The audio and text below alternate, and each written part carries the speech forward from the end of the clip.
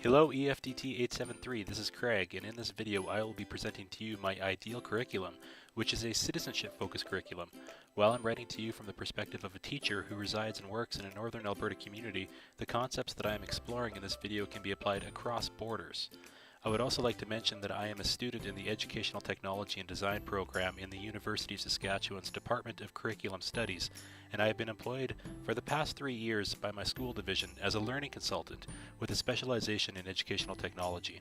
As such, I have been immersed in digital tools for some time now, and no doubt you may see that this has had an influence on my perspective on curriculum.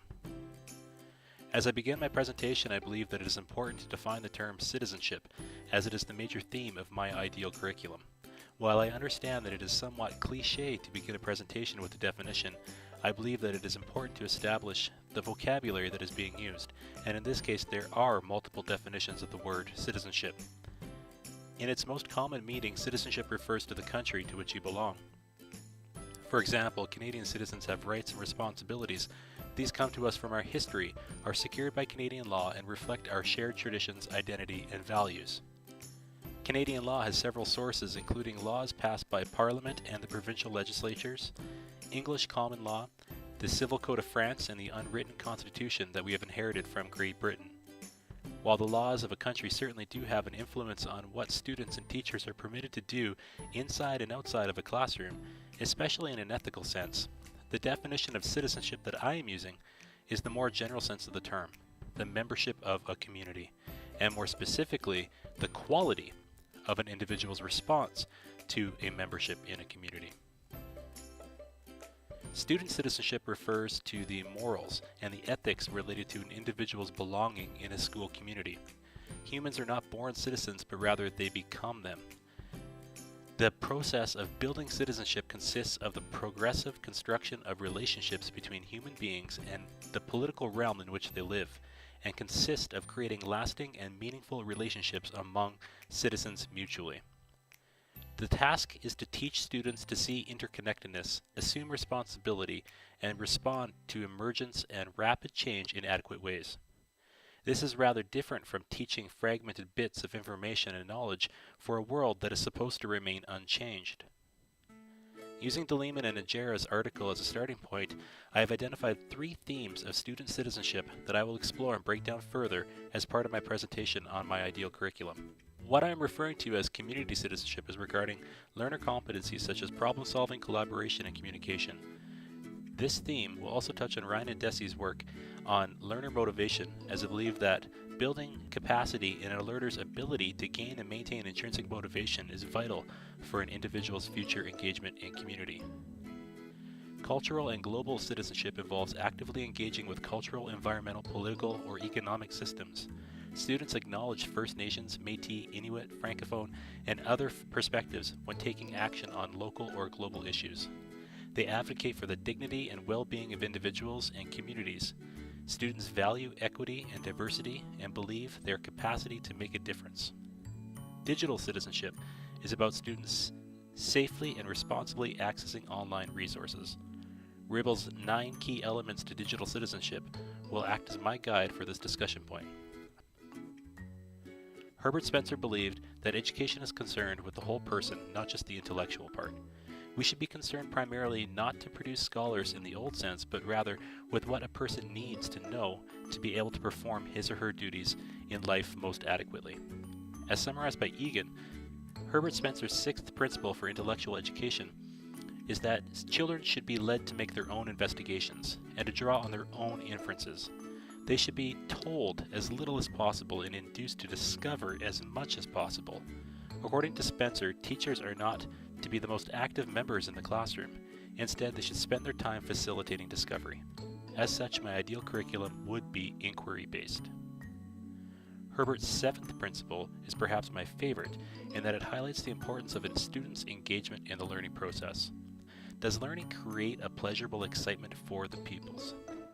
Even when, as considered theoretically, the proposed course seems best, yet if it produces no interest or less interest than some other course, we should relinquish it, for a child's intellectual instincts are much more trustworthy than our reasonings. I might suggest that the word relinquish should be replaced with the word change, or perhaps adapt, amend, or refine. Because teachers working within my ideal curriculum will be encouraged to constantly refine and differentiate their teaching, always evolving, never complacent. A classroom practicing my ideal curriculum, then, would be inquiry-based. Inquiry-based education is rooted in Spencer's philosophy, teacher-facilitated, student-centered learning. Furthermore, as highlighted by Sobel's place-based education, connecting classrooms and communities, the location in which learning takes place can make all of the difference in what students get out of their experience. Sobel states that the character of the local environment and culture should inform the culture of the curriculum, and that the culture created by heavy standardization and high-stakes testing will eventually hamper schools' ability to be particularized or adapted to their local communities. For example, in my Science 7 Interactions and Ecosystems unit, I had my uncle, who is a wetlands biologist, who studies Albertan rivers and lakes using a technique called electrofishing, bring his equipment into the classroom to captivate students' attention. This cost the school nothing, but showed students a side of Alberta that they've likely never seen before, and they'll never look at rivers and lakes the same again. For a grade 7 social studies class, I designed a project using the game Pokemon Go to explore historical and artistic landmarks around the city of Cold Lake. Students walked around the lakefront community collecting and hatching their virtual creatures while learning and reporting about important people and events that occurred in the same place over 100 years earlier. While my ideal curriculum no doubt will have strong educational technology components, it will by no means have the students sitting all day in front of a screen, staring and clicking their way through mindless modules. Often mobile devices are used to perform the same tasks that were previously completed without the use of a mobile device. This level of implementation represents the lowest level on the SAMR model, which includes 4 levels of technological integration: substitution, augmentation, modification, and redefinition, and provides a framework to support educators and instructional designers in creating optimal learning experiences using mobile devices in education. When students are using technology, it is not meant to be used to complete disinteresting, uninspired tasks. Students should be using technology for the creation of new tasks previously inconceivable in low-tech or no-tech environments. If a technology is acting as a direct substitute for a traditional paper and pencil task with no functional change, then I would suggest to teachers that it should not be used at all, as paper and pencil are much cheaper and do not require IT support. Students in my ideal curriculum would be learning through pedagogies such as project-based learning. Project-based learning, or PBL, is an instructional approach built on authentic learning activities that engage student interest in and motivation. These activities are designed to answer a question or solve a problem and generally reflect the types of learning and work people do in the everyday world outside of the classroom. According to the Buck Institute for Education, PBL has 7 key design elements that are necessary for a project to truly meet their gold standard. Students begin with a challenging problem or question. Questions can be concrete or abstract, but the question should not simply be one for students to answer and then remember. It should be one chosen because it matters to the students. It is important to them. Answering the question should take time. An encyclopedia or Wikipedia should not be enough to find a solution. Sustained inquiry means that students must develop an understanding of the question and then develop a plan to carry out the project. They'll do this while communicating and collaborating with each other and with other partners in their learning, important tools for community citizenship. Learning must be authentic. Herbert Spencer agreed, students must understand the real-world application to what they're learning. This is compounded if the task can be connected directly to their lives and communities. Also influenced by Spencer, students should have a voice in deciding what problems they are solving, or at least how to solve them. Regular reflection and formative assessment are keys to project-based learning. Students must always be open to constructive criticism of their work and should be consistently revising their work in order to improve and grow as learners. Finally, learning in my ideal curriculum will be celebrated through public displays of learning. Digital portfolios will be used by teachers and students to document their work and share it with family members. If possible, products will even be put on display in public areas for all to see. Adding a public aspect to their work can motivate students to put their best foot forward. Intrinsic motivation translates to more interest, excitement, and confidence, in which turn is manifest both as enhanced performance, persistence, and creativity. Cultural and global citizenship is my second theme to my ideal citizenship-focused curriculum. Jerome Bruner states that the study of the mind has centered principally on how man achieves a true knowledge of the world, and that knowledge is never point of viewless. We use stories, excuses, and myths in order to explain what we do and do not do, and these narratives are conventionally transmitted culturally. Cynthia Chambers explains in a topography for Canadian curriculum theorists that Canadian curriculum should live out the question, who are we, in relation to the questions, where are we and who are they, and bear witness to the possibilities for us all doing so. Hampton and DeMartini explain that while storytelling is a widespread practice across cultures, there is a long-standing Western tradition of creating and telling stories about other people's histories, societies, and cultural practice, and that dominant Canadian narratives portray settler colonialism as an event of the past rather than a lasting structure sustained by state practices that continue to target Indigenous people. Schools practicing my citizenship-focused curriculum would recognize how settler colonialism has always been about the acquisition, control, exploitation, and retention of land. Schools would shift towards a culture of decolonization, where the Indigenous content will not only be included as token nods to First Nations, Métis, and Inuit peoples, but will actively work to recognize, empathize, and make intentional efforts to build new relationships between all of the inhabitants of this land. As Dene elders state unequivocally that education and curriculum must teach all walks of life survival, the work that we do in our schools must also be on the behalf of all people. As a male member of the white Western majority, I have not given much thought until recently about how my ignorance towards issues faced by members of Indigenous and minority communities, as well as women from all communities, has contributed to the greater problem. While I've always considered myself to be an ally of the oppressed, and while I may never fully understand the issues faced by all of these people, I now realize that I need to do more. I did not have access to a curriculum in K-12 or in my undergraduate degree to bring these issues to my attention. Instead, they reinforced existing norms and stereotypes by simply ignoring them. My ideal curriculum would be different, and while I do not currently sit in a place where I can communicate how exactly it would be different, I now have open ears to listen, and not just hear the cries for help that are all around me. And that would be a great place to start with my students as well, teaching them the ability to listen. The third theme to my citizenship-focused curriculum is that of digital citizenship. Educational technology is my area of specialization, and while I believe that digital technology is an important component to learning in the 21st century, I do recognize that it is only that, a component. Educational technology is only a piece of the puzzle, which curriculum developers are assembling when creating their problems.